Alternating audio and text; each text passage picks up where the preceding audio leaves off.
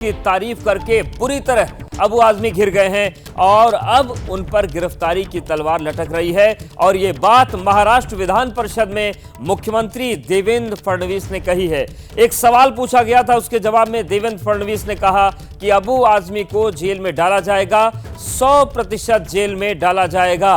तो जिस तरीके से पूरा विवाद उठा औरंगजेब को लेकर, पहले तो निलंबित किया गया अबू आजमी को सत्र से, लेकिन अब जो महाराष्ट्र विधान परिषद है उसमें सवाल पूछा गया था, उसमें देवेंद्र फडणवीस ने कहा कि अबू आजमी को 100% जेल में डाला जाएगा, यानी कि गिरफ्तारी की तलवार अब लटक रही है। हालांकि जो औरंगजेब की तारीफ का मसला है, ये महाराष्ट्र की सीमाओं को पार करके यूपी और बिहार तक राजनीति को गरमा रहा है। लेकिन अगर महाराष्ट्र की बात करें तो अबू आजमी के लिए औरंगजेब का जो प्रेम था वो भारी पड़ता हुआ नजर आ रहा है। सत्र के साथ ही साथ अब सलाखों के पीछे जाने की जो नौबत है वो आती हुई दिख रही है।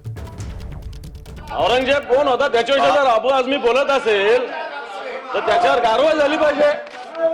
अबू आजमीवर कारवाई झाली पाहिजे। अबू आजमीला जेलमध्ये का टाकलं नाही? गृहमंत्री बसलेले तो समोर आता उचलून टाकायला पाहिजे त्याला जेलमध्ये, आपल्या इथल्या लॉकअपमध्ये। माननीय मुख्यमंत्री सभापती महोदय, जेलमध्ये टाकीन, 100% टाकू। छत्रपती शिवाजी महाराजांचा अवमान या ठिकाणी सहन करणार नाही। मुझे अभी खबर मिली 2 मिनट का वीडियो सामने अबू आजमी बैठे हैं और उनके ठीक पीछे छत्रपति शिवाजी महाराज की तस्वीर लगी है। ये तस्वीरें उस डैमेज कंट्रोल के तौर पर देखी जा रही हैं जिस पर बीते 3 दिनों से अबू आजमी घिरे हैं और उन्हें इसकी कीमत विधानसभा सत्र से निलंबित होकर चुकानी पड़ी है। मैंने किसी महापुरुष को के बारे में कोई अपमानित बात नहीं किया या किसी ने महापुरुषों के साथ गलत किया उस पर भी मैंने कोई बात नहीं किया। मैंने तो सिर्फ जब बात हुई कि औरंगजेब रहमतुल्लाह अलैह के बारे में बात हुई तो मैंने जो भी हिस्ट्री में है, जो हिस्टोरिकल लोगों ने लिखा हुआ है, उन चीज़ों को मैंने बताया कि उनके बारे में ये बातें हैं।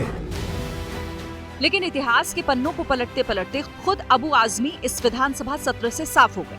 बीजेपी फिलहाल इस मुद्दे के जरिए उनकी विधायकी पर भी तलवार चलाने की तैयारी में है।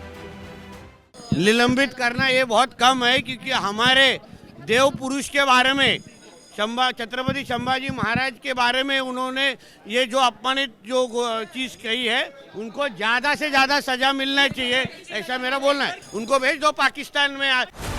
महाराष्ट्र में छत्रपति शिवाजी से बड़ा कोई इमोशन नहीं।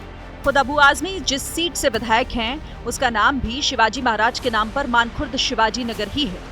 इसी सीट पर अबू आजमी साल 2009 से लगातार साइकिल दौड़ा रहे हैं, लेकिन इस बार उनके बयान से सीधे मराठी अस्मिता को चोट पहुंची है।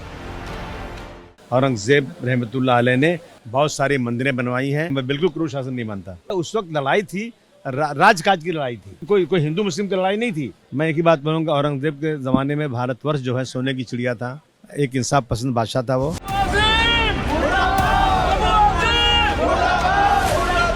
इसी विवादित बयान के खिलाफ बीजेपी मुस्लिम मोर्चा ने भी मुंबई में अबू आजमी के खिलाफ प्रदर्शन किया। मुर्दाबाद के नारों के साथ उनके पोस्टर्स को पैरों तले कुचला गया।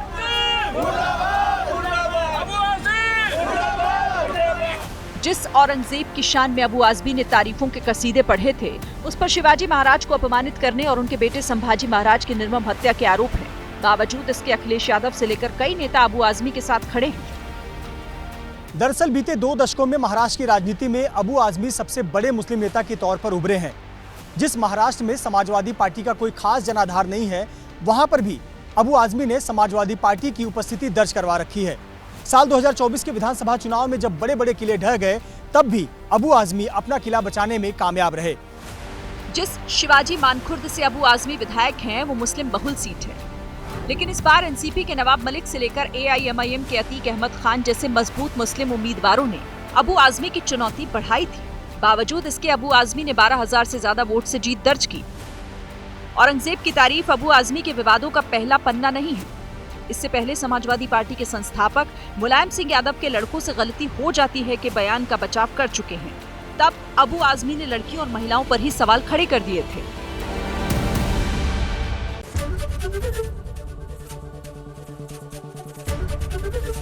एबीपी गंगा, खबर आपकी, जुबान आपकी।